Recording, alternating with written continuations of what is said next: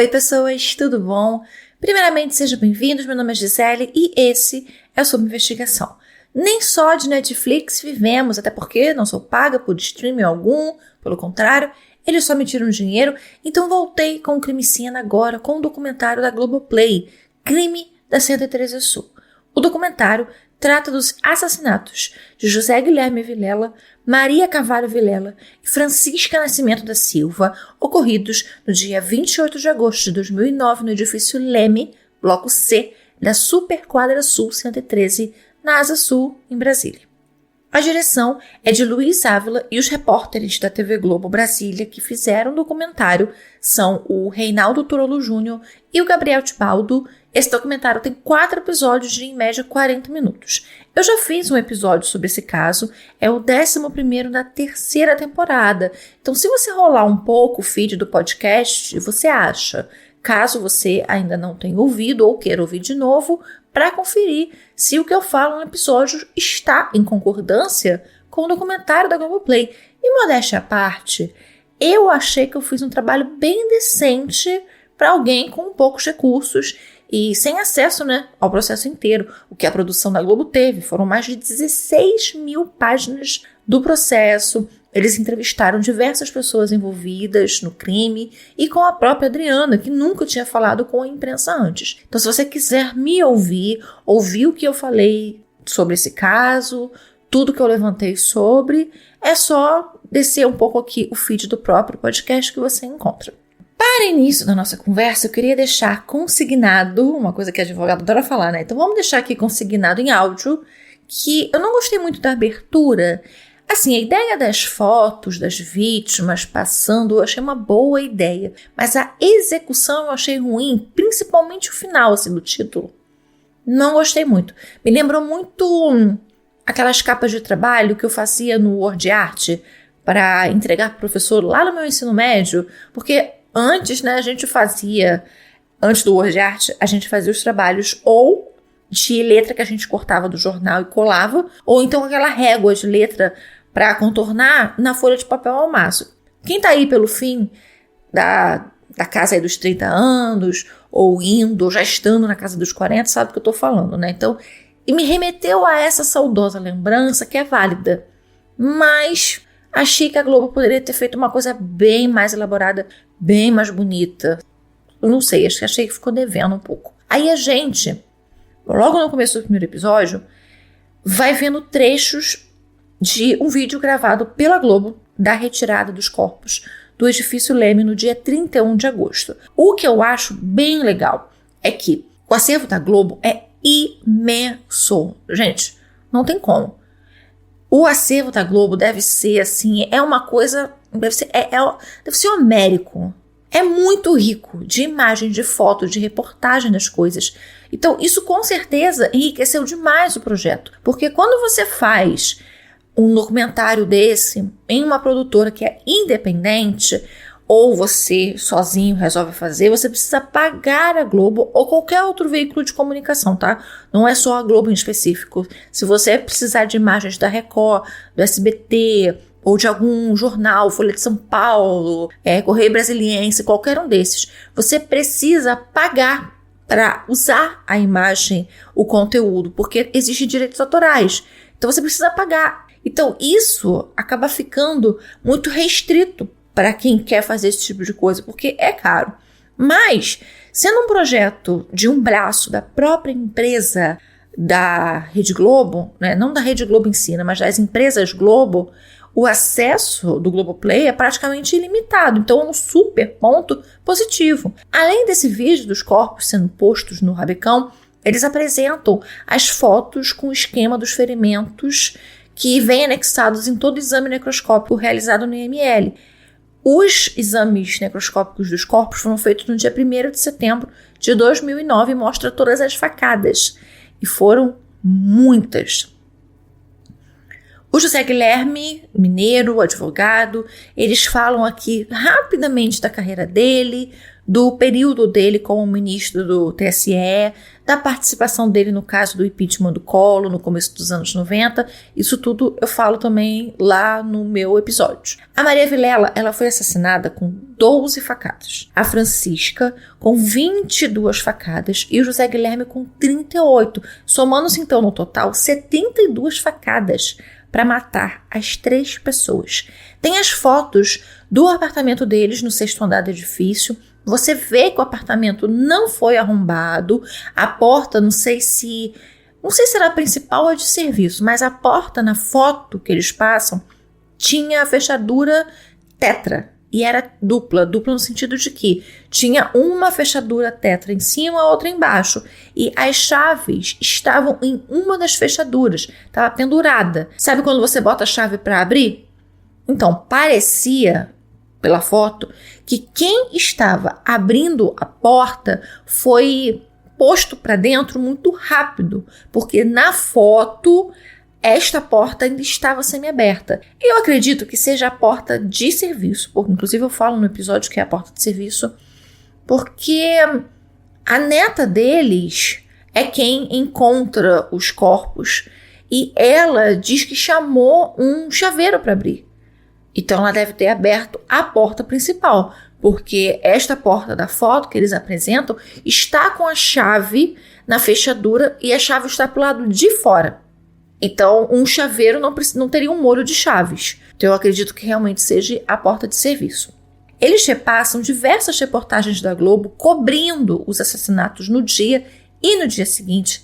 Tem os peritos coletando os digitais das janelas do apartamento nos dias posteriores. Tem também as fotos da perícia das caixas de joias espalhadas pelo closet. O apartamento é bem grande. Ele estava muito arrumado, estava tudo no lugar. Nem o tapete do corredor dos quartos estava desalinhado. O quarto principal, que era onde ficava o closet, também intocável. Lençol esticadinho, os móveis no lugar, tudo muito limpo, com exceção do closet, que de toda a casa era o único lugar bagunçado. E mesmo assim, ele não estava revirado. Ele estava só com as caixas empilhadas, algumas no chão. Então, quem entrou não tentou procurar onde as coisas estariam. Ficaram lá aguardando a chegada de quem sabia exatamente onde estava o que eles queriam. O que também corrobora o fato de não ter arrombamento. Então, aparentemente, o que a cena mostra é que quem cometeu os crimes esperou as pessoas da casa chegarem e mandou essas pessoas irem diretamente no lugar onde tinha que ir. Não mexeram em nada na casa. Uma coisa diferente nesse documentário, que eu não lembro de ter visto em outro, é terem colocado câmeras gravando as primeiras reuniões de pauta da equipe do documentário na sede da Globo Brasília, no jornalismo. Eles falam sobre o caso, discutem os pontos. Eu achei bem diferente. Eu achei uma perspectiva de olhar que eu acho legal para quem quer ser documentarista, ou para quem quer ser jornalista, ou para quem tem curiosidade de saber como funciona a escolha de pauta, reunião interna de discussão durante o projeto, durante a reportagem. Assim, eu não sabia como, porque eu não sou jornalista. Eles depois explicam também o porquê da Adriana estar solta, apesar de ter sido condenada pelos assassinatos, que era à espera do julgamento de um recurso que aconteceu no dia 11 de março, há uns 7 dias atrás do dia que eu estou gravando esse crime em cena, e que acabou sendo postergado depois do voto do relator do STJ. Por quê? Porque o ministro-presidente da 6ª turma, que foi quem julgou o pedido de recurso, pediu vistas do processo. Mas eu adianto, talvez para quem ainda não saiba, que o voto do relator foi negando o pedido de anulação do júri que a condenou e a favor de se deferir a execução da pena imediatamente. Então, o que aconteceu com esse recurso? O primeiro voto foi negando o pedido de anulação e dizendo, olha, pode mandar prender, tá? A execução da pena está condenada, pode mandar executar a pena. O ministro-presidente, pediu vistas, e aí ele tem de 60 até 90 dias para poder fazer as vistas do processo e voltar ao julgamento. Então, eu acredito que deva voltar lá para maio.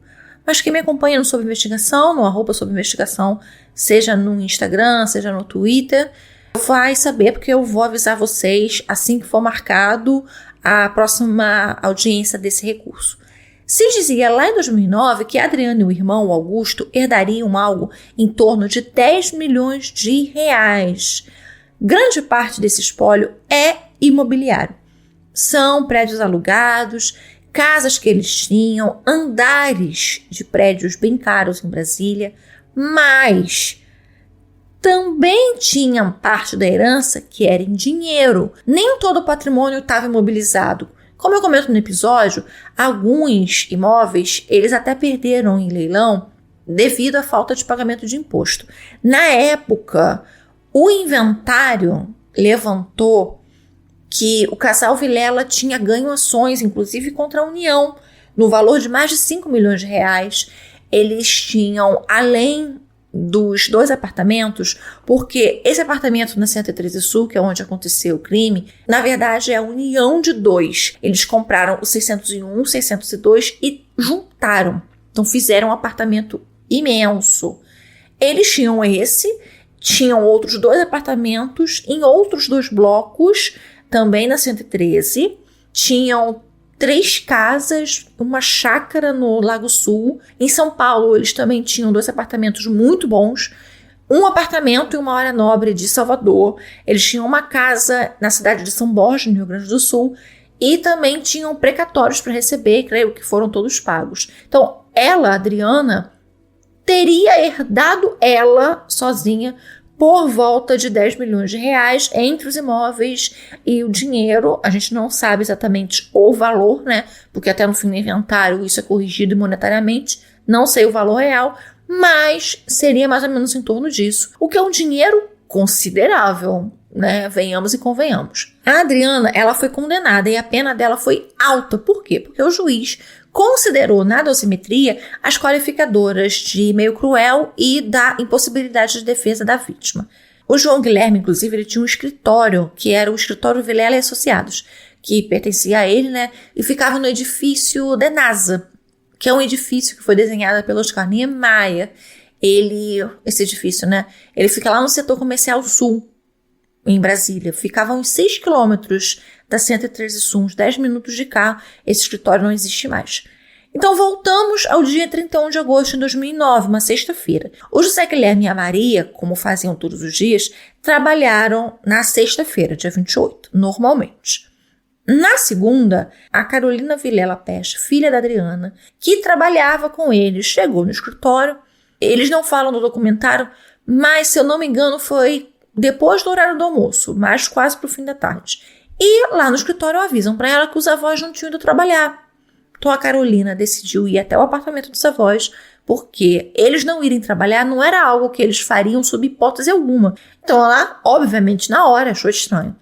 Chegando no edifício Leme, ela pergunta ao porteiro se os avós estavam em casa e ele diz que não estavam. A Adriana, ela não era advogada, ela estudou arquitetura no UNB e na época dos crimes, ela participava inclusive de um projeto de inclusão social voltado para reciclagem. Estava no começo ainda, né, de todo esse cenário de reciclagem no Brasil. E aí o documentário passa várias fotos da Adriana com os pais, no dia em que ela nasceu, ela na maternidade, né, a mãe dela segurando ela ainda, ela criança, ela jovem, fotos assim que a gente não tinha visto anteriormente, né. Ela conta como ela conheceu o pai da Carolina, né, ela conheceu o Flávio, o nome dele, Flávio Peste. Ele tinha 23 anos, eles tinham amigos em comum e acabariam estudando arquitetura juntos. Eles começaram a namorar 2 meses depois de se conhecerem. Ele já estudava arquitetura no UNB quando ela entrou. Eles ficaram juntos por 2 anos, até que ela engravidou no fim de 1982. Ela conta que eles chegaram a pensar em fazer um aborto, porque eles eram muito jovens, mas depois eles pensaram melhor e decidiram que teriam o bebê. Desistiram dessa ideia de praticar um aborto. Só que o Flávio sofreu um acidente de moto e morreu. A Adriana tinha 19 anos. E aí tem uma foto dela, inclusive, com a Carolina no colo. Eu acho que é na maternidade. E aí tem os pais dela de um lado e os pais do Flávio do outro. Uma outra pessoa que concede entrevista e participa do documentário é o promotor do julgamento da Adriana, o Marcelo Leite Borges, que ainda atua no caso. Uma atriz lê uma carta que foi datilografada numa máquina de escrever, né, endereçada a Adriana e assinado como sendo a Maria Vilela que teria escrito. Essa carta estaria datada do dia 15 de setembro de 2006, então 3 anos antes das mortes. Essa carta estava no escritório da Maria, guardada. Se lê o seguinte trecho, abre aspas. Adriana, a paciência se esgotou. Espero que de hoje em diante você não pegue no telefone para falar a respeito com quem quer que seja, principalmente conosco. Fecha aspas. Essa carta fundamentou a partir daí a teoria da motivação, segundo a Corvida, Coordenação de Investigação de Crimes contra a Vida, de que a Adriana era a mandante do crime. De acordo com a Adriana, ela não sabe o motivo da mãe ter escrito a carta com aquelas palavras ou sobre qual situação específica a mãe estava se referindo. No dia do encontro dos corpos, a Carolina já tinha ligado para a mãe e pedido para que ela também fosse ao apartamento encontrá-la. Mas como a Carolina morava mais perto, ela foi primeiro e ligou para a mãe contando que os avós estavam lá mortos. O que me chama a atenção, não tanto na narrativa da Adriana, mas no comportamento dela, ali, dando entrevista para a Globo, foi a voz. O que me chamou a atenção, não tanto na narrativa da Adriana, mas no comportamento dela durante essa entrevista para o documentário, foi a voz. A voz dela, você ouve, se ela estivesse no podcast, a impressão que eu teria é de que a voz dela estava emocionada realmente, porque ela embarga, a voz fica trêmula, então soa como uma voz de alguém emocionada, de alguém chorando. Porém, os olhos dela permanecem iguais, não fica marejado, ela não chora. Então, pela voz, parece que ela está super emocionada, mas o rosto, ela tem a mesma expressão de ser de alguém chorando, porque ela cerra os olhos, né? O rosto dela enruga um pouco, mas não tem choro mesmo, sabe? Não tem uma emoção assim nos olhos dela.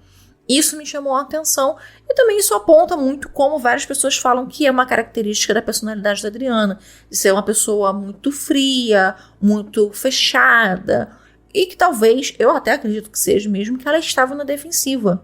Tem muitos anos que ela não fala desse caso. Então realmente parece que é alguém que tem dificuldade em demonstrar, em externalizar sentimentos, que é uma coisa que várias pessoas que a conhecem dizem que ela é assim, sempre foi assim. São vários apontamentos feitos pela delegada Mabel da Corvida no julgamento, reforçando as constantes reclamações da Maria Vilela sobre a Adriana, sobre a relação conflituosa que elas tinham.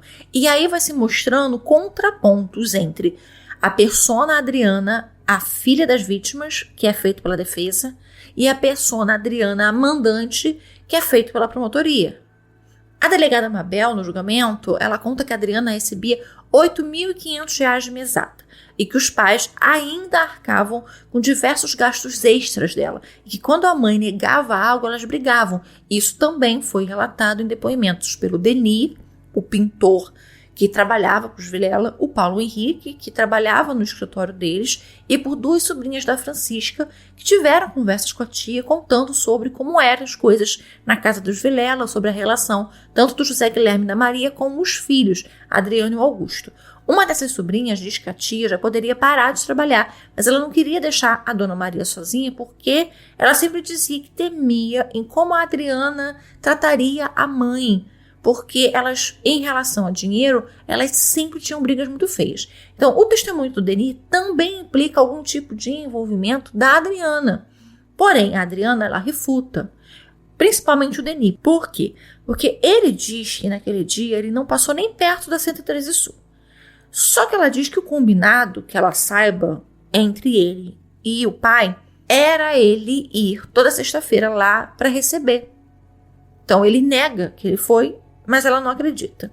O Pedro Calmon Mendes, que é advogado da família da Francisca, assistente inclusive de acusação, ele conta que todos próximos aos Vilela sabiam que a família não tinha um bom relacionamento. Em relação a essa questão de mãe e filha, um dos advogados de defesa, que é o Marcelo Turbay, argumenta que a Adriana e os pais brigavam como pais e filhos brigam. A tia da Adriana, a irmã da Maria, fala em júri que toda a família tinha certeza da inocência da Adriana.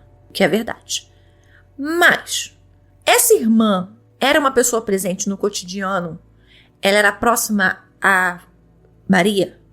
O quanto que ela sabia dos problemas? E por que eu faço essas perguntas? Porque a defesa da Adriana, ela fala, o Deniro, o Paulo, as sobrinhas da Francisca, elas não têm como saber isso, como saber como é que era a relação de mãe e filha, porque elas não tinham contato íntimo. Então não tinham como elas saber da relação. Mas a tia tinha?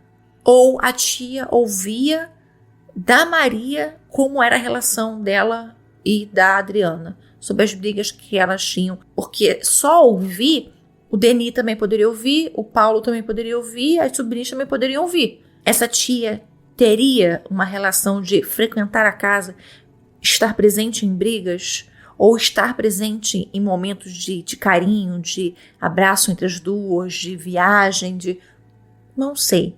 Não fica muito claro, mas isso foi uma coisa que eu assistindo me perguntei e eu acho que seria interessante a gente saber, né? Quem eram as pessoas de convívio íntimo delas, inclusive amigas da Adriana, a melhor amiga dela, por exemplo, para dizer como realmente era essa relação do dia a dia delas. Eles também entrevistaram o Livino Silva Neto, um ex-companheiro da Adriana, que estava em um relacionamento com ela antes dos crimes. Eles não só entrevistam, como eles também mostram trechos do depoimento dele à Corvida, no dia 15 de março de 2010. E ele fala, né? Ele e a Adriana se conheceram em 1990, quando a indicaram para ele, e eles juntos moravam em um apartamento pertencente aos pais da Adriana. E ele confirma que ela era mantida, sim, financeiramente pelos pais. Aí vem uma parte que eu achei muito interessante, vou aqui dividir com vocês. E aí depois vocês, por favor, me digam o que vocês acham, se vocês concordam comigo. A Adriana diz que ela não ganhou nada com a morte dos pais. Ela fala que os imóveis que ela administra hoje são imóveis que os pais compraram para garantir o futuro dela, porque sabiam que ela não teria aposentadoria, já que ela trabalhava na área social. Aí aqui o meu primeiro parêntese é: acho estranho, não que os pais dela não poderiam fazer isso, gente, não é isso. Mas eu acho estranho esse pensamento, assim, poxa, peraí, então seus pais, que eles já eram pessoas de idade, estavam se matando de trabalhar para garantir o seu futuro, porque eles já não estariam mais aqui, para garantir o seu futuro, porque eles achavam, olha, quando você trabalha numa área social que não dá muito dinheiro, você não trabalha, né? Então eu vou me matar de trabalhar até depois da minha aposentadoria, mesmo eu já tendo idade para me aposentar, para parar de trabalhar e curtir minha vida, não, vou continuar trabalhando para poder garantir o seu futuro e a sua aposentadoria. E novamente, não estou dizendo que não pode, tá, gente? Mas achei essa primeira fala dela, eu achei, não sei, me soa aos meus ouvidos estranha. Talvez seja porque isso não aconteceu comigo, né? Não acontece com a maioria das pessoas. Por isso que pra gente soa estranho um pai e uma mãe trabalharem, né, uma vida inteira durante tantos anos só com esse objetivo, né? Não, estou trabalhando para garantir a aposentadoria da minha filha. Mas tudo bem, ela diz isso. E aí é o segundo ponto do porquê eu também achei interessante. Quando ela fala que os pais morreram e ela não ganhou nada com a morte deles, parece que ela tá dizendo assim, gente, meus pais morreram, mas poxa, eles me deixaram uma casinha, 2 quartos, sala, cozinha, banheiro no Meia, que é um bairro no subúrbio do Rio, né? Mas sei lá, pode ser um outro bairro qualquer, em Madureira, que é um bairro mais no subúrbio, que é bem mais conhecido assim, no Brasil. Me deixou uma casinha de 2 quartos, sala, cozinha, ali em Madureira, que o aluguel da casa rende aí 1 salário mínimo por mês, se muito. E não foi. Ela ganhou muito, sim, com o falecimento dos pais dela. Não só ela, o irmão dela também ganhou. As pessoas falam muito assim, eles deixaram uma herança de 10 milhões para Adriana. A Adriana não era filha única.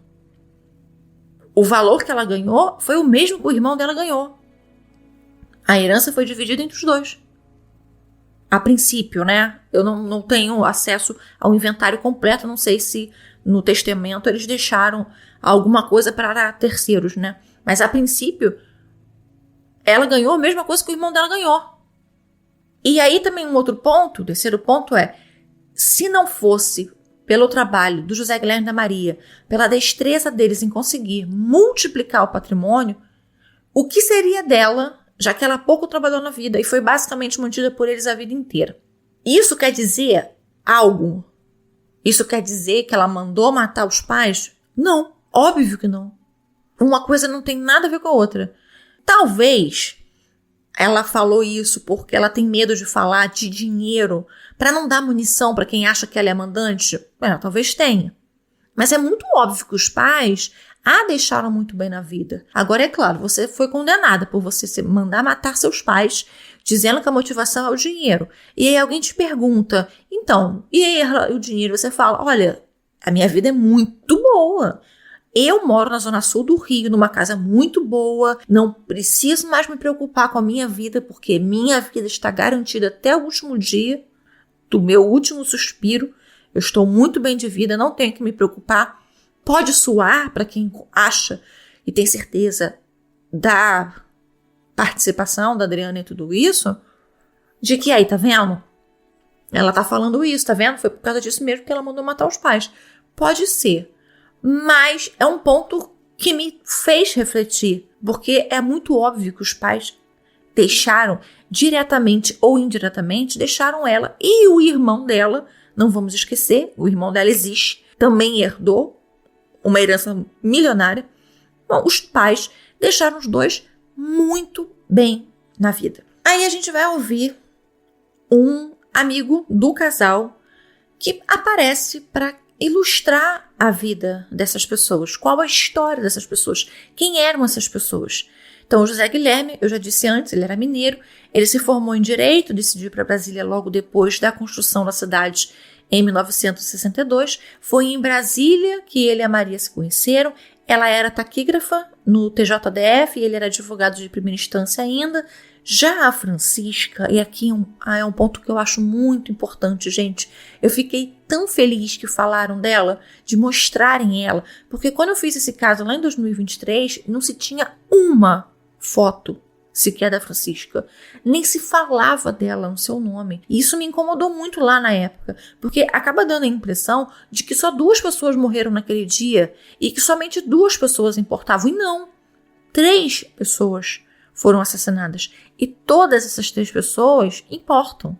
Então vem a Francisca, né? A Francisca trabalhou só para os Vilela a vida inteira dela. E eles levam quem? Eles levam a irmã da Francisca para a gente saber quem era ela, como ela era, como que era o convívio dela com essa família, que ela trabalhou a vida inteira.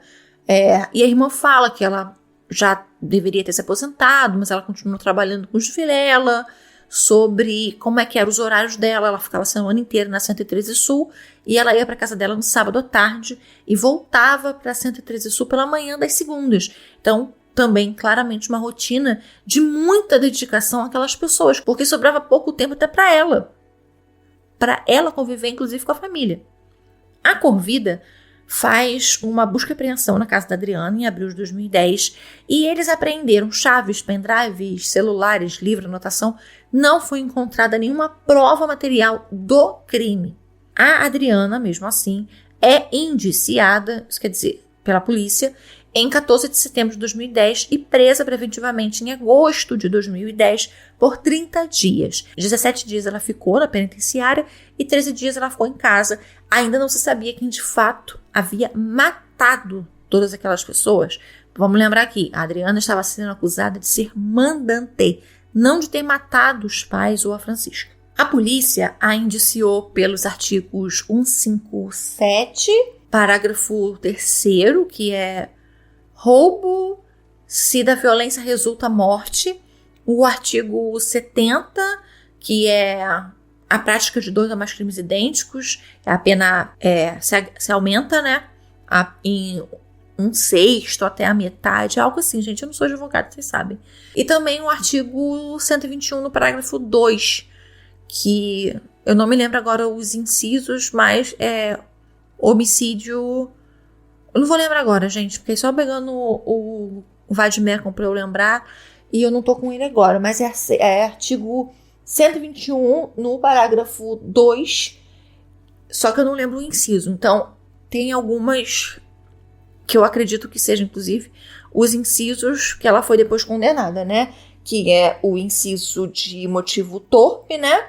que é o 2, e o de 4, né? Que é recurso que impossibilite ou torne impossível a defesa. Então, acredito que sejam esses 2 pela condenação que ela vai ter depois.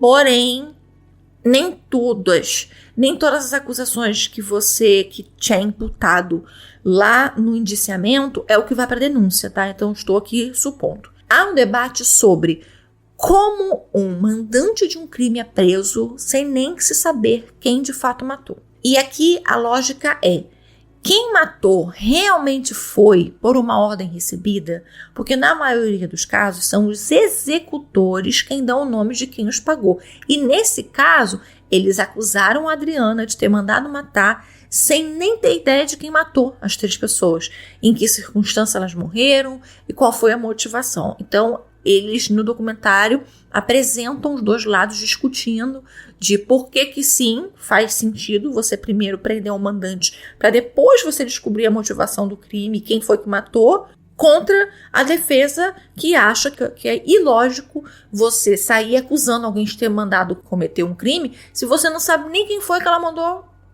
ir lá e fazer, né? Ir lá e concretizar aquele crime.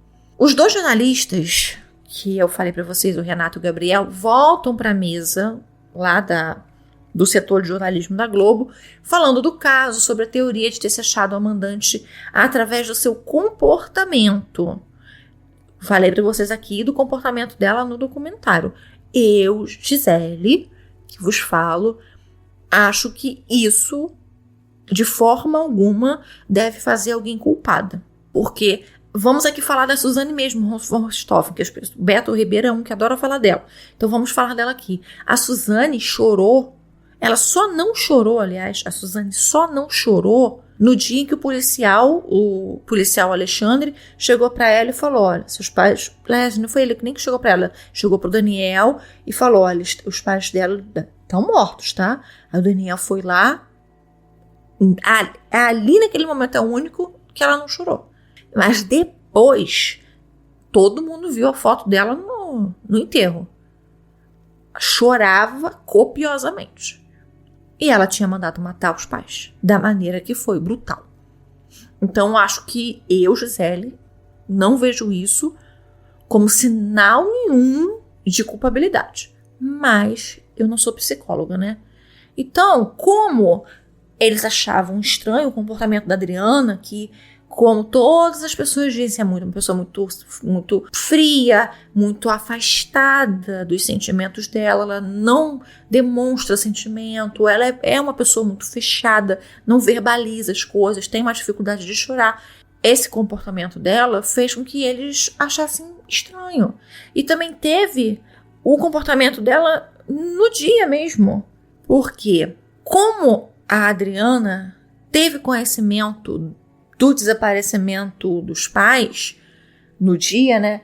E aí, segundo a polícia, tá? Ela foi muito displicentemente, ela ficou retardando a sua chegada no apartamento. Por exemplo, ela ligou para várias pessoas, ela ligou para gerente de banco, ela ligou para agente de viagem que atendia a família, ela ligou para o Livino. Eles já estavam separados, ela liga para ele, pede para ele pegar ela em casa, ela toma banho, ela arruma uma bolsa, ela passa na padaria, na Bellini, que é próximo ao apartamento, até hoje ela existe. Então, isso tudo na teoria da acusação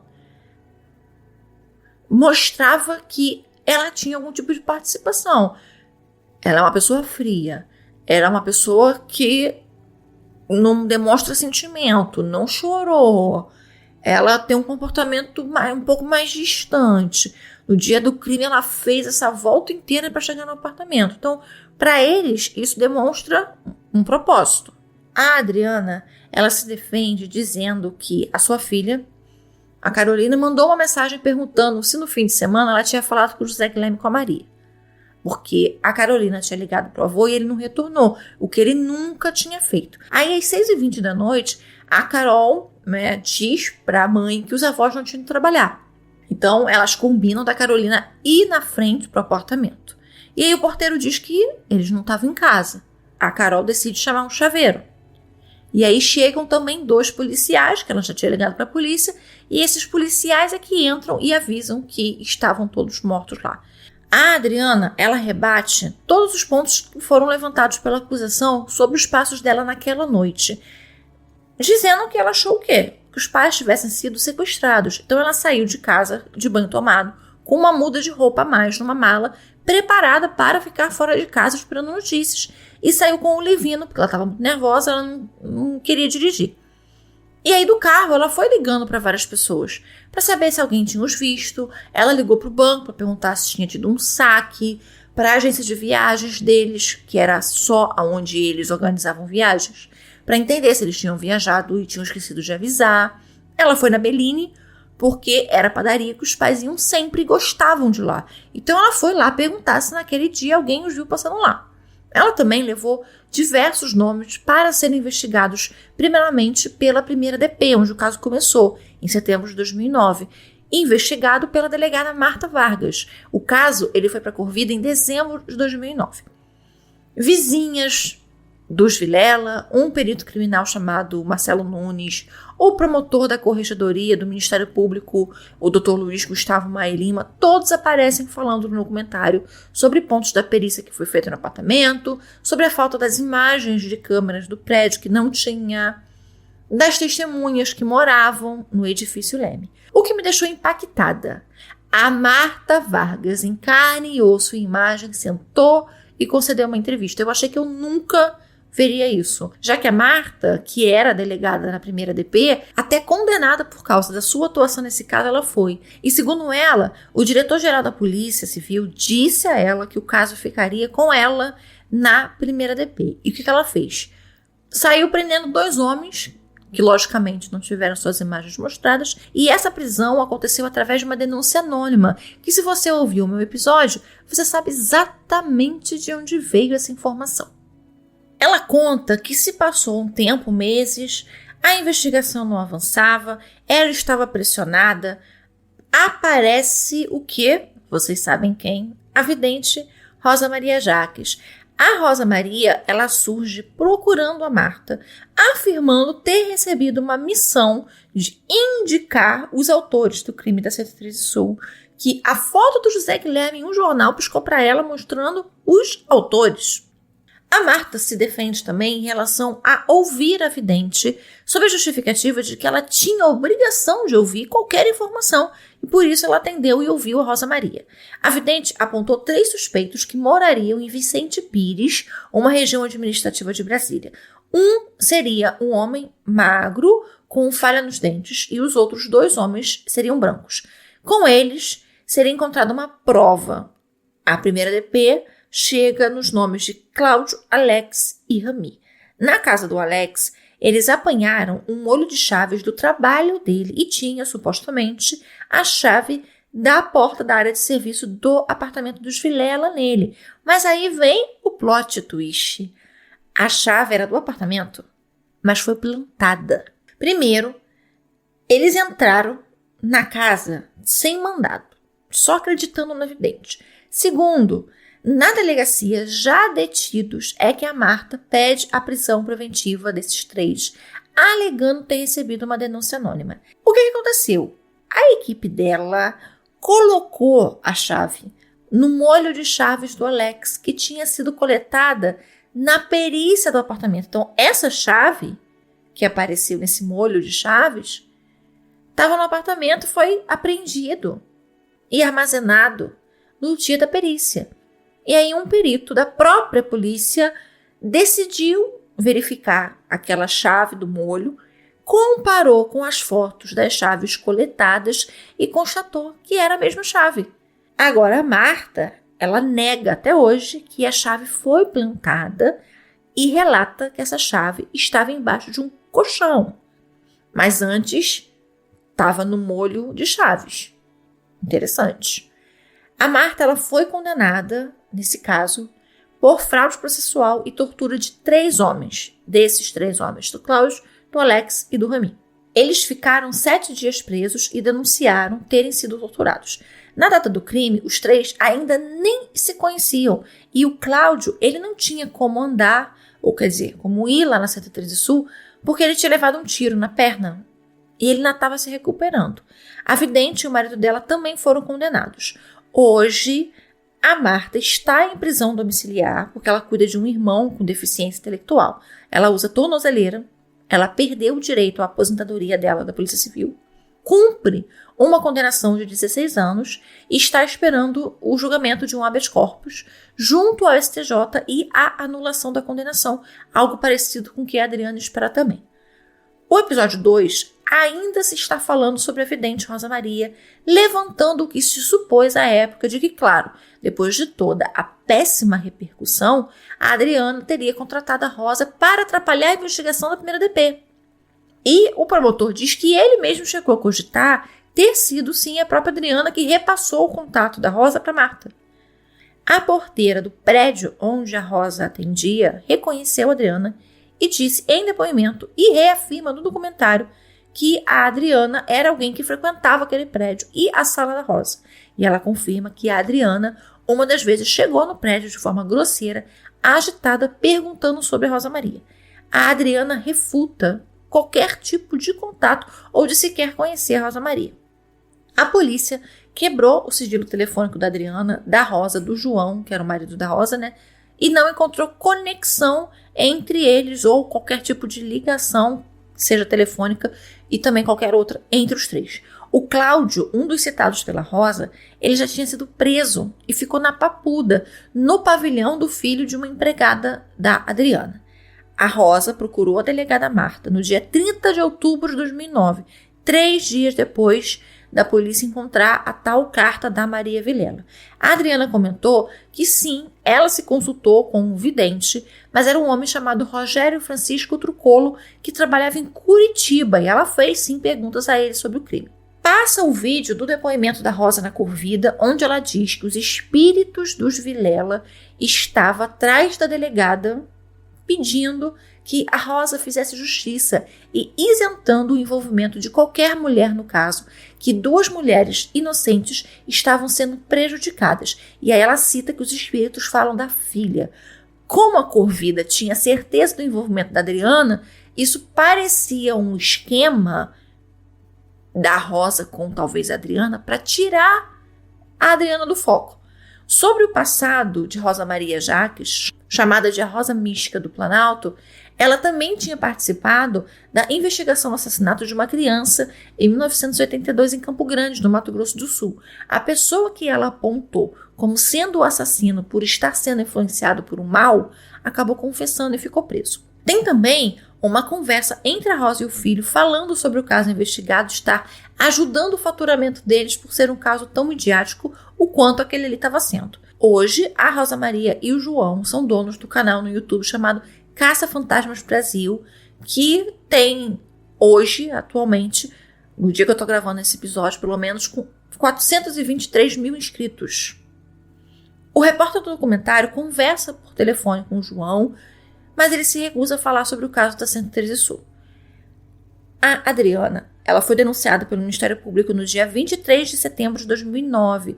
O Leonardo, ele só foi preso em 15 de novembro de 2010, como sendo o responsável pelas mortes. O Leonardo confessa que ele e um sobrinho chamado Paulo foram lá no apartamento para roubar e que não tinha mandante. E aí então, do nada, surgiu a 8ª DP de Brasília com os culpados, né, o Leonardo e o Paulo. Relembrando que o caso começou na primeira DP, porque era mais próxima da 113 Sul. A Marta é acusada de fraude processual, ela é afastada e o caso vai para a Corvida. Agora, sem que ninguém soubesse, a delegada da 8ª DP, a Débora Menezes, já aparece com 2 homens presos, o Leonardo e o Paulo. Outra peculiaridade, a 8ª DP, quando ela foi pedir a prisão do Leonardo, eles vão direto a um juiz pedir a prisão temporária lá na cidade chamada Montalvânia, em Minas Gerais. Só que o rito não é esse, o certo é, o delegado trabalha com um promotor do caso, que é designado para aquele caso, e o promotor faz essa intermediação com o juiz, até para saber se tem fundamentação de um pedido de prisão. Então, o Leonardo Campos Alves era um ex-porteiro do edifício Leme, Ele estava morando um tempo em Montalvânia, ele abriu um bar em Montalvânia. Ao lado do bar, ele abriu uma loja de bijuteria para a esposa dele. A delegada Débora justifica o quê? Para ela ter se metido nessa história. Como foi que eles chegaram em Montalvânia? Como que eles chegaram no Leonardo? Como que eles chegaram no Paulo? Eles chegaram neles através do Dantas, um filho do Leonardo que estava preso lá na Papuda, em Brasília. Através de quem? Quem que deu esse nome do Dantas? Do nada apareceu esse Dantas. Um homem de nome Lindomar, que supostamente seria aí até o informante da polícia. O Lindomar e o Dantas estavam juntos na Papuda, presos. O Dantas ele foi preso por roubo. Só que o Lindomar saiu em semiaberto. E aí ele procurou a oitava DP para contar o que ele tinha ouvido do Dantas. Então ela resolveu ir investigar. E aí, além da prisão preventiva desses dois suspeitos, que a princípio também era só o Leonardo, e aí o Leonardo que deu o nome do sobrinho, ela pediu busca e apreensão para a casa do Leonardo. Então o Leonardo é preso em Minas e no dia 17 de novembro de 2010 ele vai no avião da polícia para Brasília.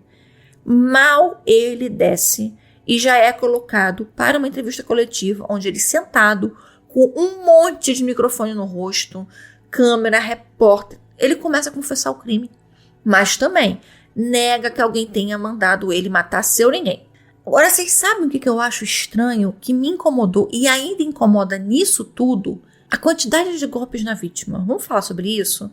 A gente estuda, seja em algum curso que envolva psicologia forense, ou seja dentro até de uma análise de perfil criminal, que crimes envolvendo um objeto pérfuro, que é aqui no caso a faca, são crimes muito pessoais e a quantidade de golpes geralmente reflete o sentimento do agressor em relação à vítima, que é provavelmente de ódio, de raiva.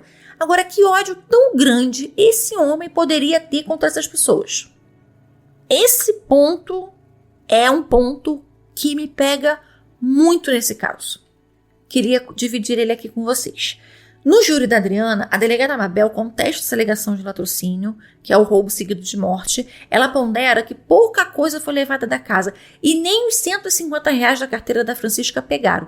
E aqui eu faço o contraponto de que todo o dinheiro em moeda estrangeira, que não era pouco, foi levado. Ainda tinha joias que eram valiosas. Para que se você pega um colar que vale milhares de reais, o que é R$150 para você? Você vai ficar revirando carteira, bolsa da empregada da casa para você achar um trocado? Para quê? Com que intuito? Você acabou de levar muito dólar, muita joia. Tu vai ficar revirando o bolso dos outros para pegar R$150? Eu acho que eles foram para lá para pegar dinheiro grande. Não foi para roubar R$150, porque R$150 você vai bater bolsa na rua. Tu vai matar 3 pessoas para tu roubar R$150 da carteira da empregada da casa? Eu não sei, eu acho que não. Dar 72 facadas em 3 pessoas para você ir na carteira da mulher roubar R$150? Então, o meu contraponto aqui com a delegada é esse.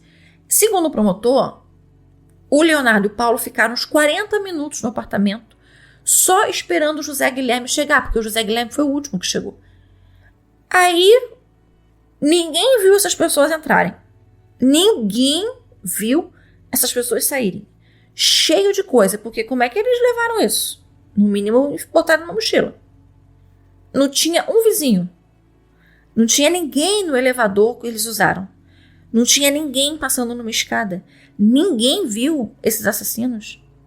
O Leonardo era uma pessoa que ali era conhecida. Ninguém viu. Durante todo esse tempo que eles chegaram, que eles subiram, que eles ficaram lá, que eles desceram, passaram, andaram até, sei lá, um ponto de ônibus, qualquer coisa. Não passou um morador sequer daquele bloco para ver essas pessoas.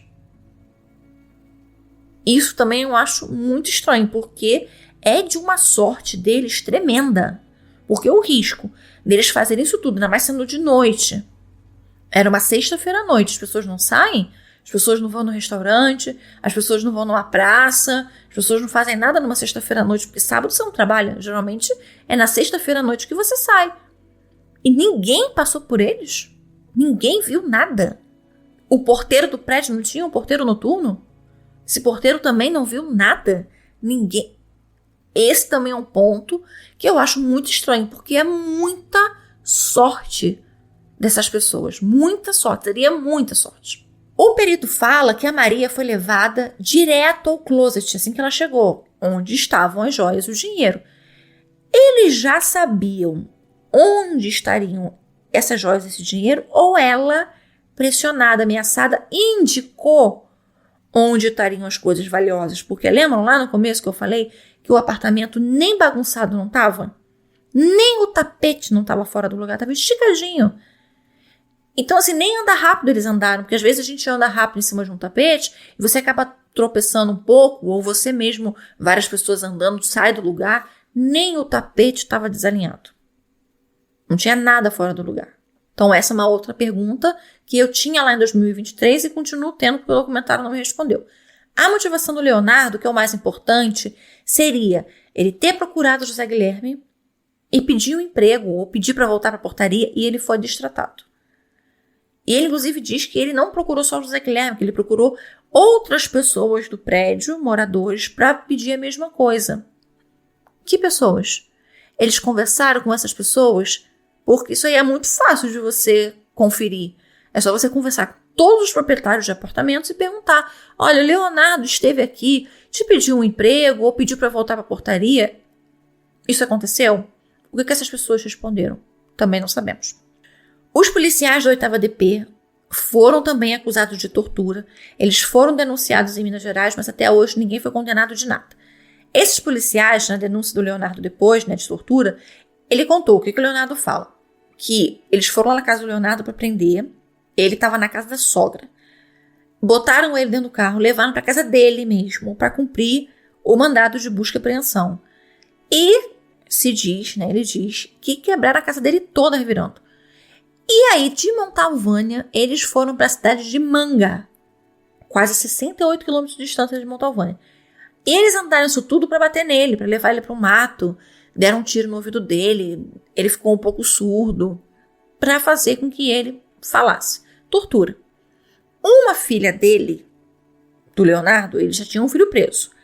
Uma outra estaria sendo procurada pela polícia, a Michele. Mas eles não falam o que ela fez para estar sendo procurada.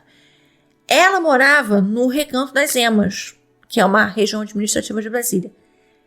E aí, parece que a polícia estava na casa dela, ou estava com ela, e colocaram ela no telefone para falar com ele.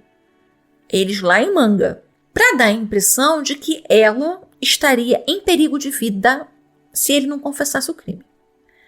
O Cacai, o principal advogado de defesa, cita aqui: o nome do Leonardo estava, inclusive, entre os vários nomes que a própria Adriana levou para a primeira DP, como pessoas que poderiam ser ouvidas na investigação, como eu falei para vocês antes. O promotor nega que o Leonardo tenha sido ouvido pela primeira DP na época do crime, porque ele era um ex-porteiro do prédio e porteiros do prédio foram ouvidos. A Adriana dizia que ele foi ouvido lá pela Marta. E o promotor aqui está dizendo que não, ele não foi ouvido não. A gente nem sabia o nome dele. A Adriana conta que foi o Denir que falou sobre o Leonardo. Por quê? O nome do Leonardo surgiu na cabeça do Denir porque eles ficavam ali conversando e o Leonardo já tinha verbalizado que ele não gostava do José Guilherme. Também tinha comentado que algo sobre os imóveis do José Guilherme, porque o José Guilherme recebia muitas cartas de IPTU. E aquilo tinha deixado ele curioso. E ele tinha falado: nossa, esse homem deve ter muitos bens, muitos imóveis, porque essa quantidade de cartas de IPTU que chega aqui. O Leonardo, ele morava na Rua Pitágoras, número 70, lá em Montalvânia. Ele deu o seu primeiro depoimento em relação a tudo isso no dia 16 de novembro de 2010. Como porteiro lá no Edifício Leme, ele trabalhou de 1995 a abril de 2009, bastante tempo. O que não parecia bater, comparando a perícia e a confissão do Leonardo, essa primeira confissão, era a posição dos corpos, a ordem em que ele e o Paulo chegaram e onde eles deixaram as facas. O ponto em que ambos, a perícia e a confissão, coincidem era onde a Maria escondia os dólares e as joias no móvel lá do closet. Ele também nomeia um terceiro participante, que se chama Francisco Maírlon, que foi preso no dia 23 de novembro de 2010. Aí o Leonardo muda a confissão. A filha dos Vilela mandou matar os pais. No dia do crime, dia 28 de agosto, ele ficou embaixo, na portaria do prédio. De novo, ninguém passou por lá, ninguém viu, mas ele ficou lá embaixo um tempão.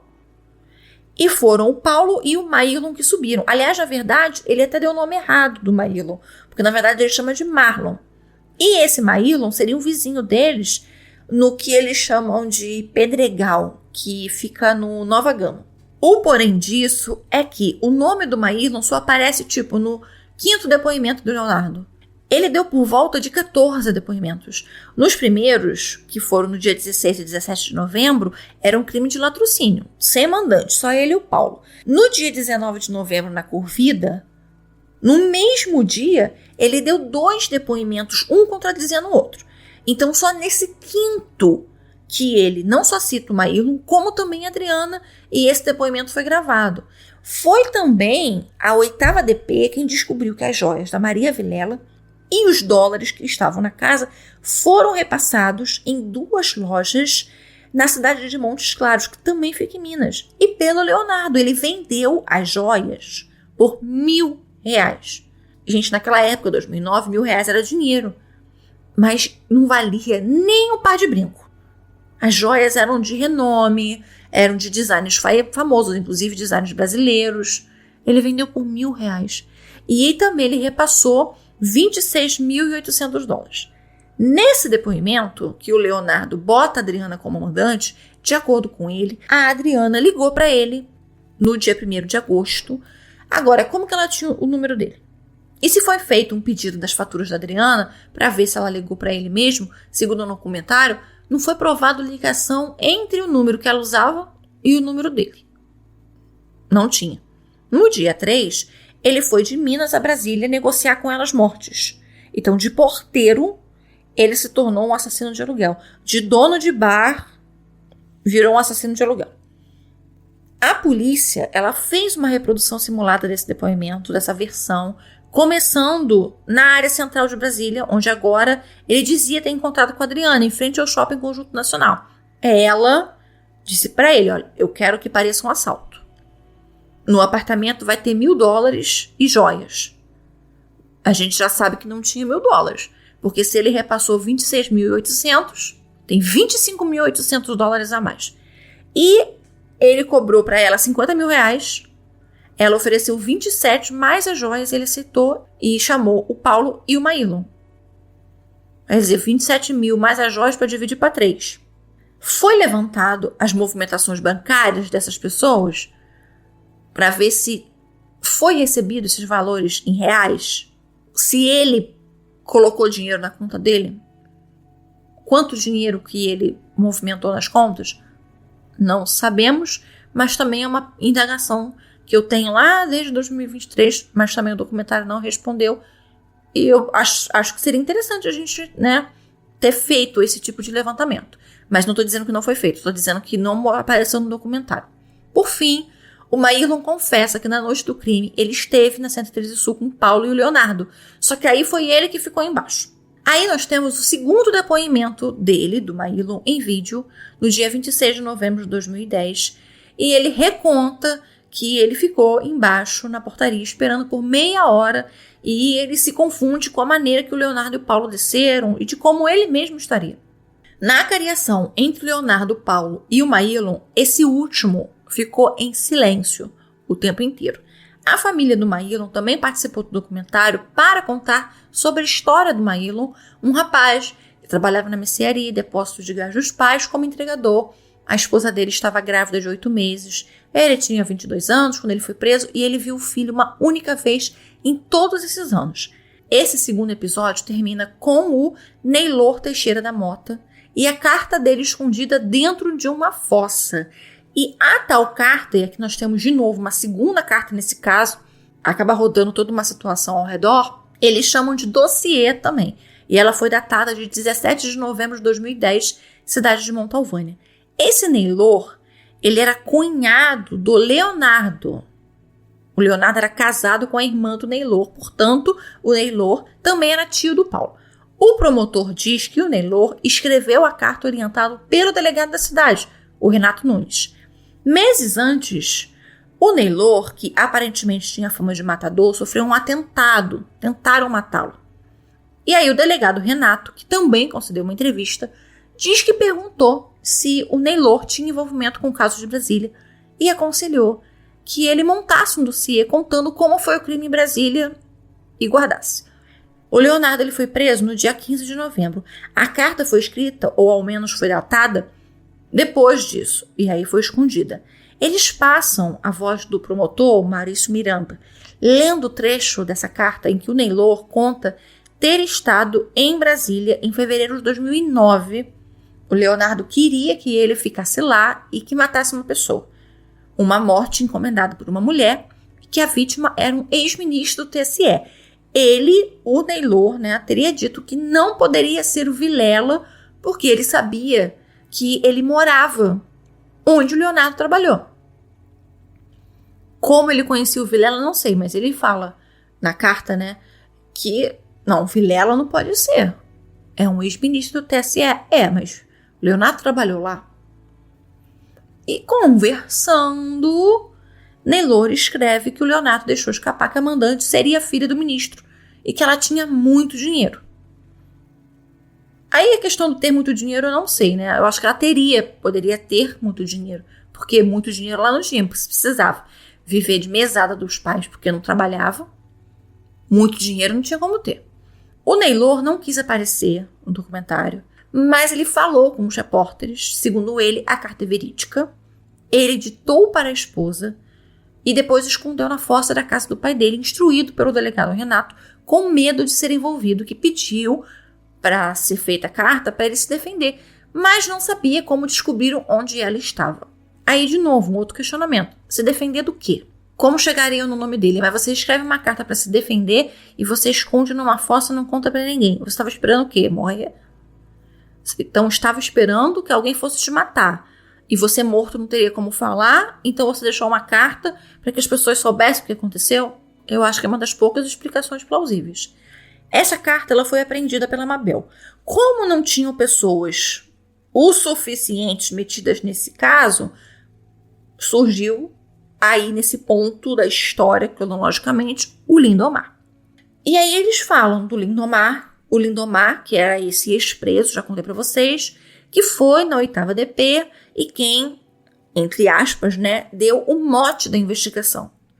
Quando ele repassou o quê? O nome do Dantas, filho do Leonardo, que foi colega dele na prisão na Papuda, esse homem que teria revelado conversas em que Dantas contou que o pai era o responsável por assassinar os Vilela e que a Michele, a irmã do Dantas, filha do Leonardo também, em um dia de visitas falou dos dólares do pai que vieram no apartamento. Ouvido na Corvida, porque o Lindomar foi pra Corvida também, aí a história mudou. Como todas mudam, botou o pé na Corvida, todo mundo muda a história. O que ele passa a fazer? Ele passa a dizer que a delegada da 8ª DP, a Débora, pagou a ele R$1.000, aqui R$1.000 de novo, para contar essa história do Leonardo. Uma peça-chave como essa, que era o Lindomar, sumiu do mapa. Não se ouviu mais falar dele. Era o que eu pensava. A produção localizou o Lindomar e ele apareceu com o rosto tampado pela falta de luz? Sim, mas ele apareceu e conversou. E ele confirma que soube de tudo pelo Dantas e pela Michele na Papuda, e ele foi porque ele quis na 8ª DP. Em relação ao que ele falou na Corvida, o Lindomar fala que se sentiu pressionado. Por quê? Porque a Mabel fez, a gente pode chamar de ameaça velada, talvez, de que ele seria preso e condenado a 60 anos, que ele tinha recebido o dinheiro da Adriana, que ela que pediu que ele falasse aquilo tudo, que a Débora ofereceu R$1.000 a ele, inclusive a Mabel incitou ele a falar que ele tinha recebido dinheiro, que a Adriana que pagou, que não sei o quê, quando o depoimento começa a ser gravado. Para os repórteres em contato via mensagem, a Mabel negou tudo. Inclusive, ela disse que o Lindomar foi plantado na investigação, porque ele não iria contar de graça o que ele contou, não. No julgamento, lá no da Adriana, a Michele confirmou que um outro irmão dele, chamado Franklin, foi arrumar a casa do pai e achou o dinheiro. E que o Dantas contou mesmo para o Lindomar que o pai tinha matado aquelas pessoas. No mesmo julgamento, a Débora diz que o Leonardo, para ela, nunca disse que o crime tivesse mandante. Que ele reclamou de que em 15 anos trabalhando no prédio, nem pelo nome chamavam ele. Aí tem uma outra participação especial nesse caso, que é o do Innocence Project. Que inclusive, vou fazer um adendo aqui. Um adendo não, vou fazer um parênteses, né? Eu fui descobrir, gente, essa semana passada, no começo do mês de março, na verdade, eu estou acompanhando umas entrevistas que o Court TV está fazendo sobre o caso do O.J. Simpson, que eu estou estudando esse caso do O.J., como eu disse, né, no crime em cena do caso do O.J., eu estou estudando esse caso para depois fazer para os apoiadores, né, só para apoiadores, se você quiser ser apoiador, inclusive, aqui na descrição tem pro Apoia-se e pro Patreon, fique à vontade para participar, inclusive agradeceria demais. E aí eu fui descobrir que um dos advogados do chamado Dream Team, eu contei para vocês no episódio do crime em cena do O.J. Simpson o nome dele, ele e mais um outro advogado foram que criaram o Innocence Project. Achei curioso, então resolvi abrir e fechar esse parênteses aqui com vocês. O Innocence Project é uma instituição norte-americana, como eu acabei de dizer, ele foi criado por esse advogado que participou da defesa do O.J. Simpson. E eles têm um escritório aqui no Brasil, que se interessou pelo caso do Maílon. E começam, então, o quê? A se inteirar de tudo o que aconteceu. E aí, 2 advogadas do projeto são ouvidas, uma delas, a doutora Dora Cavalcante. O projeto conseguiu localizar os CDs dos depoimentos gravados pela Corvida e que não foram mostrados. Eles estavam em um arquivo morto e que são os mesmos que vimos durante todo o documentário até aqui no 3º episódio. E aí vem a parte crítica de toda essa história. No vídeo tem pessoas, investigadores, ou escrivãos, delegados da Corvida, que vão falando, tanto como o Leonardo quanto o Paulo, sobre as diferenças de penas entre o latrocínio, que era o que eles confessaram nos primeiros depoimentos, e o de homicídio. Por ser um crime descrito na lei de crimes hediondos, o latrocínio tem uma pena muito superior ao crime de homicídio. E aqui, a gente até poderia iniciar um debate, que não iremos, sobre como um crime de patrimônio pode ser mais grave que o de matar alguém. E aqui, vamos abrir também um parênteses, ambos crimes têm alguém morto, tá? O que difere é a motivação. Em um crime, o que o bandido quer é só o seu bem. Ele mata em consequência. No outro, ele mata porque ele quer. E aqui a gente está falando do homicídio simples, tá?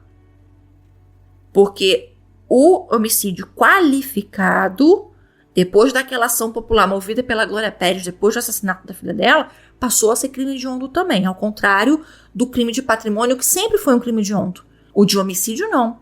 O do homicídio só passou a ser um crime hediondo com uma pena muito mais alta, depois dessa movimentação que a Glória Pérez fez, colhendo, inclusive, assinaturas para poder alterar o CP, o Código Penal. Mas, como eu disse, não vamos entrar aqui nesse debate. Eu achei que realmente, nos trechos que eles mostram no depoimento do Paulo, ele está sendo induzido a confessar o homicídio com o mandante. A Mabel chega a falar de uma terceira pessoa com ele e do Leonardo, e ele claramente nem sabe do que ela está falando. Então, eu achei muito complicado os vídeos dos interrogatórios da Mabel.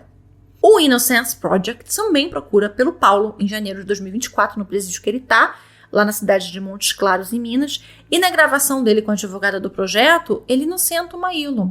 O Maílon relata que foi coagido, que quando ele foi depor, o Leonardo falou antes com ele. Eu tô falando do depoimento gravado, né?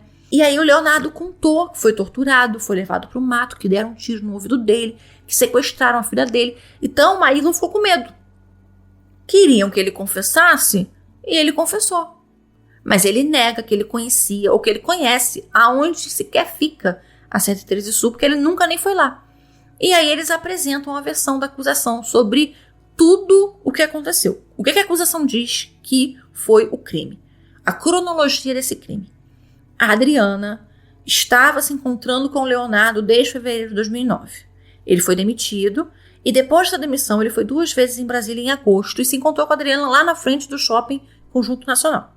No dia 28 de agosto, o Leonardo, Paulo e o Maílon ficaram num ponto de ônibus perto da 113 Sul até 6 da noite, esperando o ok da Adriana, que passou umas 3 vezes de carro ali na redondeza. Ela chegou a entregar 2 sacolas para o Leonardo, uma sacola com dólares e outra sacola com joias como pagamento, isso antes do crime. A Mabel concluiu que a Adriana tirou esse dinheiro, essas joias, de dentro do apartamento dos próprios pais. Como? Não sei. Só se ela tinha chave e entrou na casa sem que os pais estivessem, mas a Francisca estaria lá. Então, como que ela tirou esse dinheiro, essas joias do apartamento antes dos pais estarem mortos e da Francisca estar morta? Não sei. O Leonardo, ele ficou embaixo, na portaria, e o Maírno e o Paulo subiram, ficaram no hall do 6º andar esperando. Primeiro chegou a Dona Maria, 7h10 da noite. Eles entraram no apartamento. A Francisca já estava lá. Então, o José Guilherme chegou às 7h40. Eu não sei, porque não é dito, como que eles chegaram nesse horário. Talvez as herbes do telefone? Talvez. Mas eles não chegam a dizer como que chegaram nesse horário. E aí a gente vai para o episódio final. O último é bem focado na questão do Maírlon e das provas periciais apresentadas contra a Adriana. No seu primeiro depoimento, em vídeo, o Paulo fala que só foram roubar e que mataram os 3 porque a Francisca reconheceu o Leonardo. Quando vai para a Corvida, a narrativa muda completamente, tanto do Leonardo quanto do Paulo. O Paulo, ele chega até a dizer que o José Guilherme murmurou que nunca imaginou que a filha faria aquilo. E acontece outra coisa, né? Interessante. O Paulo se recusa a fazer um reconhecimento por foto da Adriana. E bem no finzinho do vídeo, ele pergunta ao delegado que está fazendo a inquirição dele se ele, o Leonardo e o Maírlon confessando, era cadeia mais pouco. Também um ponto interessante. E aí teve o caso de um advogado lá de Montalvânia, o Geraldo Flávio, que ele estava lá na delegacia, quando a Mabel o confundiu com o Fabrício, que era o advogado do Paulo, e começou a pedir que ele aconselhasse o Paulo a dizer que o crime foi de mando, não de latrocínio. O documentário foi atrás do Dr. Fabrício e ele confirma que foi chamado na delegacia pela delegada Mabel e ela pediu que ele mostrasse ao Paulo as vantagens de assumir um crime de mando. A Mabel nega ter feito isso. A Michelle, depois que a Adriana tinha mandado matar os pais, sim. Eu estava sentindo falta de uma coisa que eu tinha relatado no meu episódio e eles ainda não tinham citado: as digitais. E é aqui que elas entram. Foi encontrado pela perícia uma impressão da palmar da Adriana no escritório da mãe, que ficava no apartamento, de frente ao quarto onde ela foi assassinada. Outros fragmentos de digitais também foram coletados no quarto dos pais, lá no armário de toalhas. A Adriana, no seu próprio depoimento, ela dizia que a última vez que ela foi na casa dos pais foi no dia 13 de agosto. As impressões foram colhidas no dia 2 de setembro de 2009.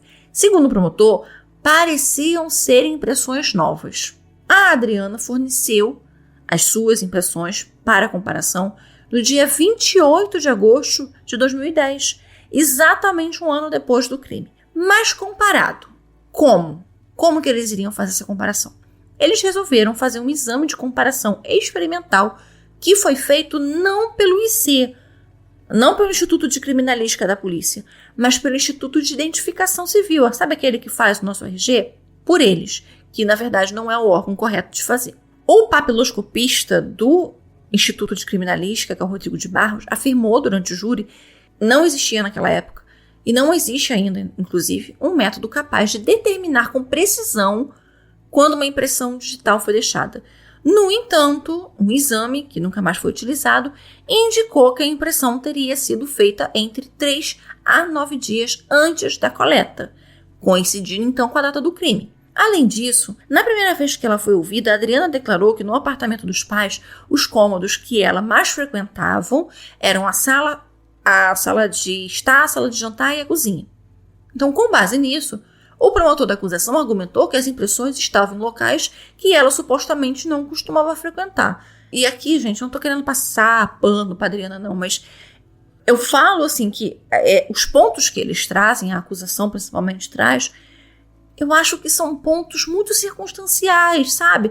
Que, na verdade, eu acho que facilmente seriam rebatidas. Obviamente não foram rebatidas porque ela foi condenada. Mas assim, eu ouvindo no documentário o que eu estudei do caso, eu acho que são pontos que são muito fáceis de se explicar, porque são muito, muito fracos. Não vejo assim uma prova muito cabal. Nossa, com certeza ela fez isso porque saiu um dinheiro da conta dela, porque ela nunca nem foi no apartamento dos pais dela, como que ela tinha... Porque, gente, é o apartamento dos seus pais, que você frequenta.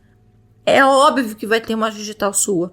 De novo, vou citar o mesmo caso. Farei a Beto Ribeiro, vou falar de novo da Suzane. Ela ficou preocupada em não ter as digitais dela, do Daniel e do Christian na casa.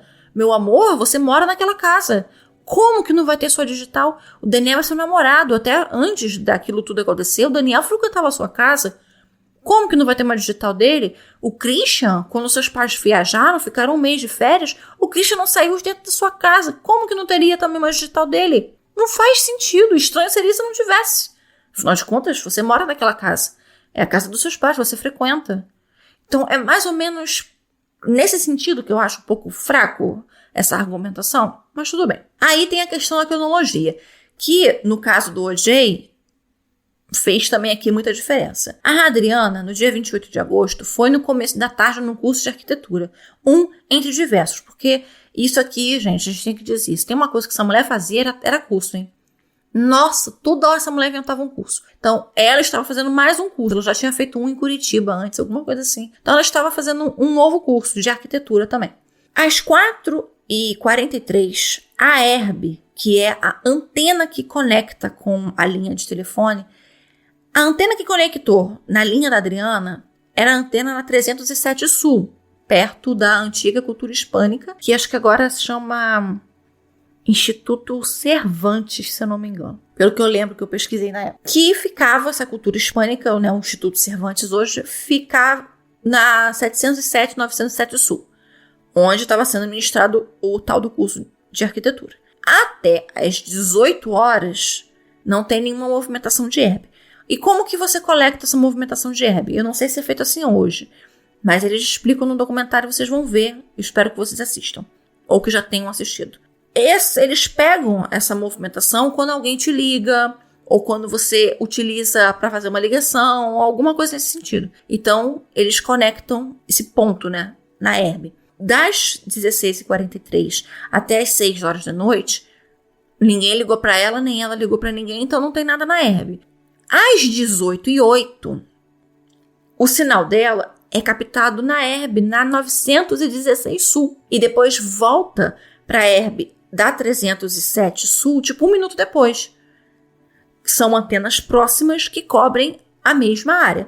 Então a polícia diz que essa lacuna da Herb, ela teria tido tempo de passar na 113 Sul, porque a 113 Sul ficava entre essas duas Herbs, entre a da 307 Sul e a da 916 Sul. Só que teve uma pessoa que estava neste curso e que colocou a Adriana no curso. Colocou a Adriana no curso no começo, durante o intervalo e no fim, que foi por volta das 18 horas, que foi quando o telefone dela voltou a ter sinal. Um perito particular refutou essa questão da Herb da 916 Sul. Por quê? Porque essa antena, ela atendia também a região da cultura hispânica. Então, a Adriana, ela poderia nem ter saído do lugar mesmo.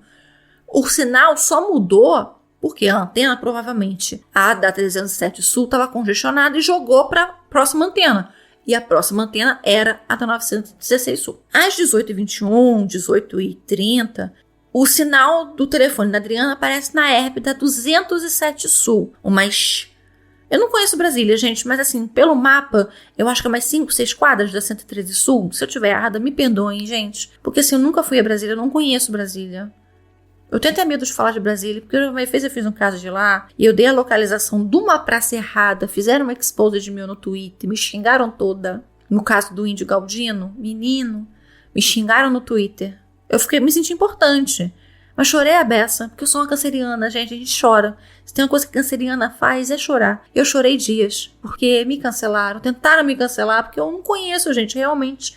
Eu tenho muito medo de falar localizações lá, porque eu acho confuso, né? Então, se eu tiver errado, por favor, não vá falar no Twitter, não me expõe lá no X, não, por favor, tá bom? Já tô pedindo aqui desculpa já em avançar. Então, fica por aí, gente. Tá 207 Sul pra quem conhece, pra 113 Sul, Contei aí umas 5, 6 quadras, não tenho certeza. Depois, ela foi na padaria Boulangerie, que fica na 106 Sul, para comprar um pão para um lanche na casa de uma amiga, Graziella, que morava na Vila Planalto. Esse rastreamento todo foi feito seguindo as herbes. O Bradesco, que era o banco que a Adriana usava, envia todas as transações bancárias dela no dia. E tem lá que no dia 28 de agosto, às 18h28, ela estava pagando a compra lá na padaria. A Graziella, que é o álibi da Adriana, está no documentário e ela conta em detalhes tudo o que aconteceu naquele fim de tarde e começo de noite. Que a Adriana ligou para ela de tarde, chamando para um lanche para sair, mas a Graziella não queria sair.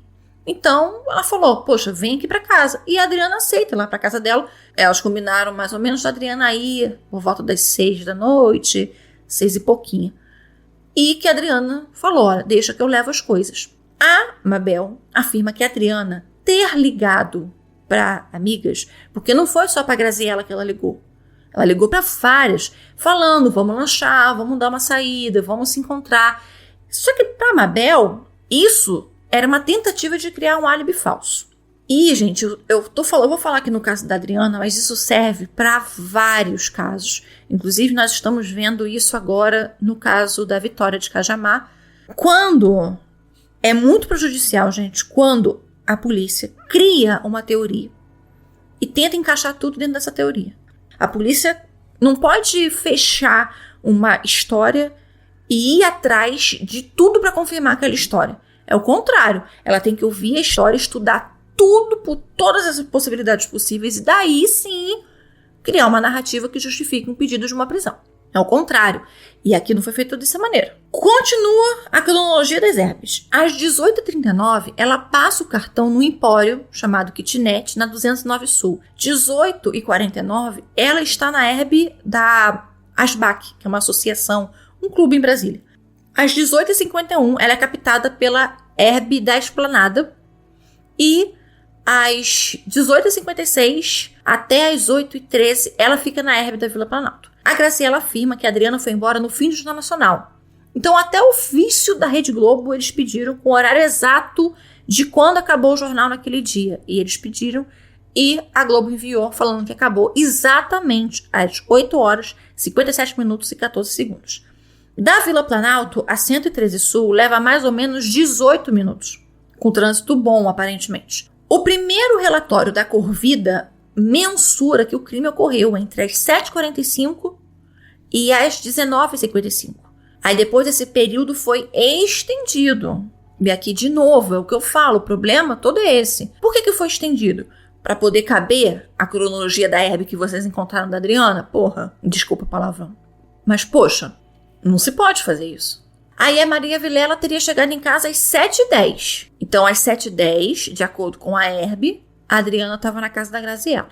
Um outro ponto que eu também acho importante que faltou. Gente, não foi feito DNA dos presos, nenhum dos três. Leonardo, Paulo, Maílon. Para comparar com as amostras colhidas na cena. Porque, gente, um crime em que envolve faca, seja faca ou qualquer outro objeto, pérfuro ou pérfuro cortante, faz muita lambança.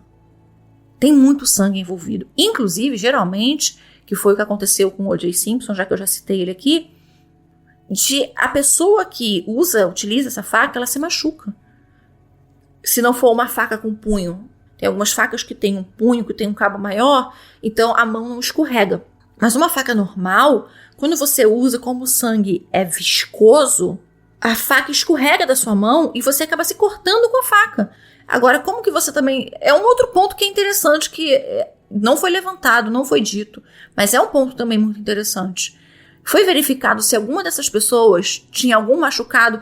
Claro que, gente, essas pessoas foram presas 1 ano depois. O machucado poderia já estar sarado há muito tempo. Mas se for, por exemplo, um corte profundo, você vai ficar com a marca. E foram dadas muitas facadas. Muitas facadas. Então, a probabilidade de essas pessoas terem se cortado enquanto estavam fazendo as estucadas, né? Que é esse movimento de desce, sobe, desce, sobe. Então, ele esfaqueia, levanta a faca, esfaqueia, levanta a faca, esfaqueia, levanta a faca. A pessoa se fere. Então, tem sangue. O sangue, inclusive, do criminoso acaba se misturando com o sangue da vítima. E não foi feito o pedido de exame de DNA para fazer comparação do sangue na cena do crime com o sangue deles. A acusação alega também que o Maílon forneceu um número de telefone para ser quebrado o sigilo telefônico. Porém, essa quebra foi feita em um número errado.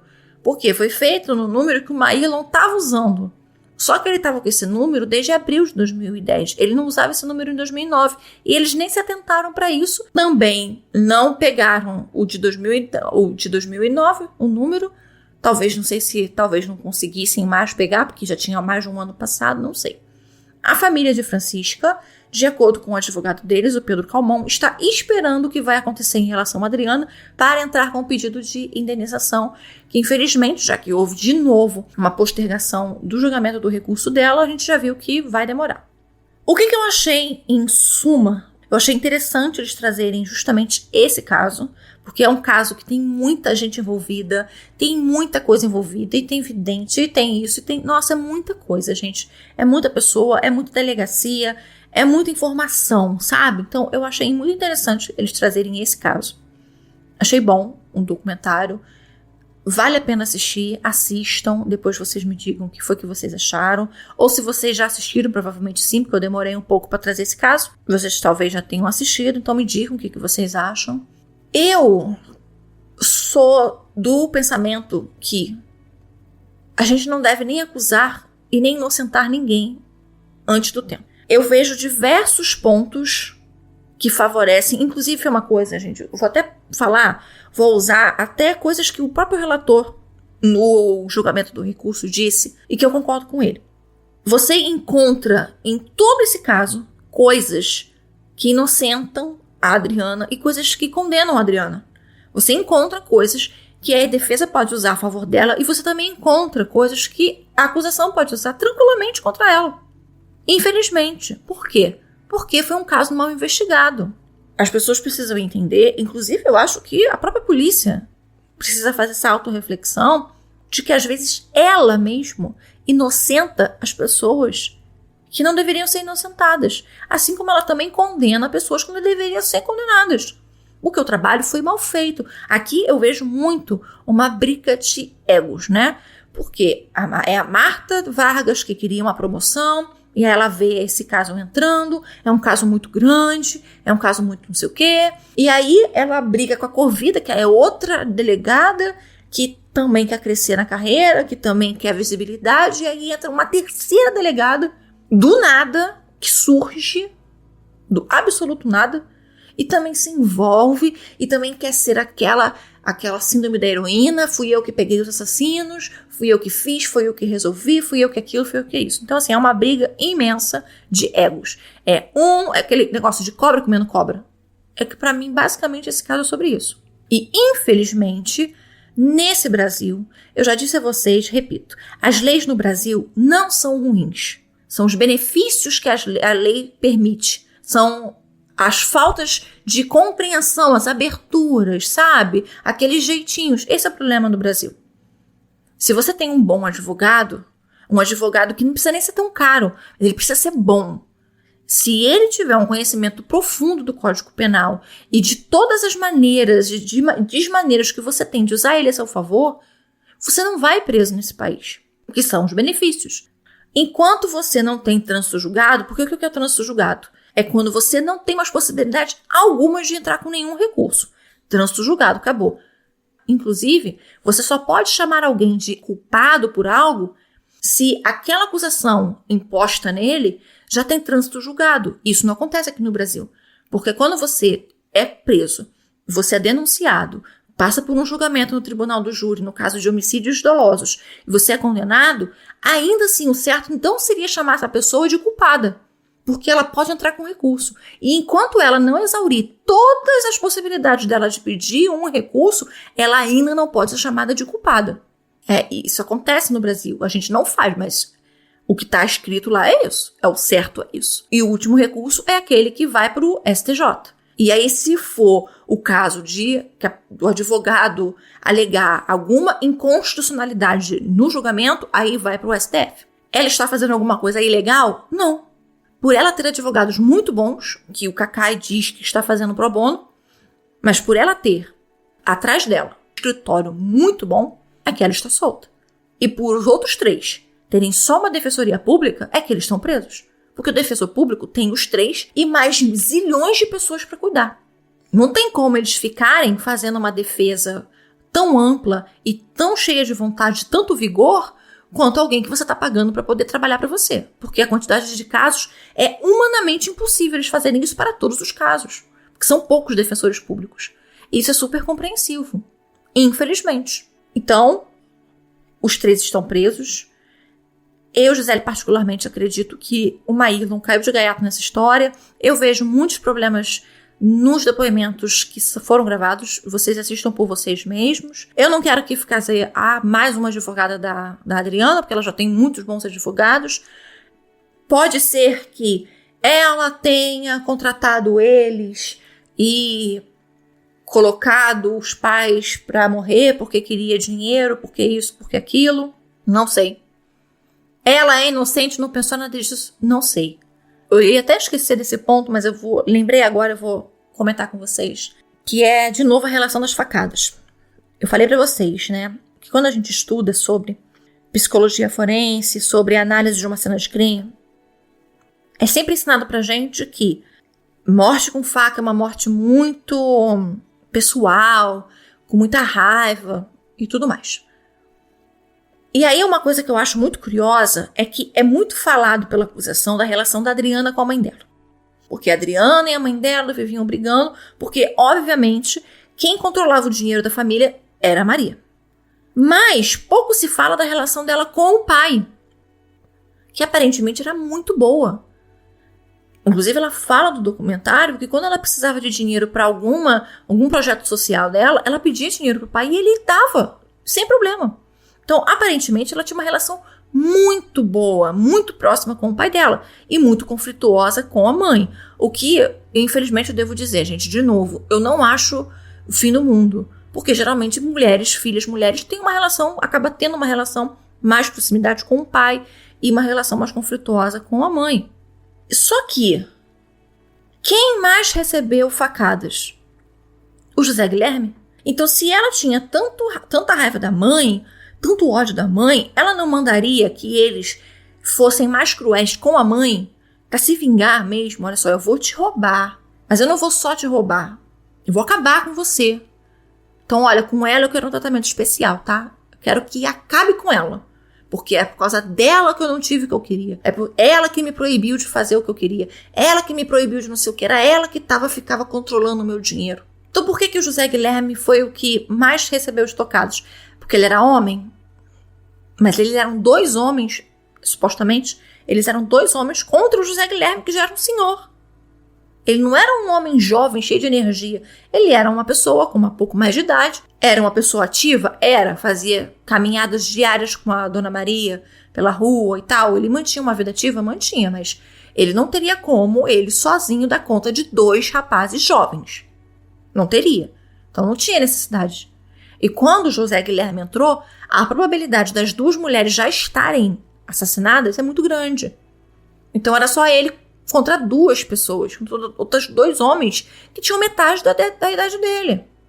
Vocês entendem? Então isso é um outro ponto que ficou muito na minha cabeça. Mas assim, eu já falei demais, eu já dei minha opinião demais, eu já fiz um caso sobre isso, tudo que eu falei aqui, eu falei lá no meu episódio. Então assim, eu já falei. E eu quero saber, na verdade, o que vocês acham. Então, pra quem já assistiu, diz pra mim, se você tá ouvindo aqui no Spotify, diz aqui pra mim o que você acha. Se você tá ouvindo aqui no YouTube, me fala também. Deixa aqui nos comentários aqui embaixo o que você acha, se você concorda comigo, ou qual é o contraponto. Eu gosto de contrapontos, gente. Eu odeio achar que eu tô com a razão. Não tenho razão em nada, eu gosto de contrapontos. Então, eu estou dando a minha opinião, mas eu quero ouvir a sua. Porque aí a gente consegue dialogar, né? Diálogo é isso. Eu falo, vocês falam, a gente debate, você me convence de uma coisa, às vezes você viu um ponto que eu não vi, e aí você me fala e eu falo, realmente, não pensei nisso. Ou às vezes eu faço você pensar em algum ponto que você não viu, e assim a gente vai discutindo e fazendo esse bate-bola. Então, eu espero os comentários de vocês, me digam o que vocês acharam do documentário, se você ainda não viu, te convido a assistir, até que um dia, quem sabe a Globoplay me paga para poder fazer esse convite a vocês. Como não tá me pagando, faço assim mesmo, tô fazendo de graça. Mas é porque o documentário é bom. Então depois vocês me digam o que vocês acharam, e é isso. A gente vai ter um próximo Crime em Cena já já. E aguardem, gente, que eu estou produzindo o 4º episódio. Eu tenho certeza que vai ficar muito bom. E é isso, vejo vocês no próximo Crime em Cena. Beijos!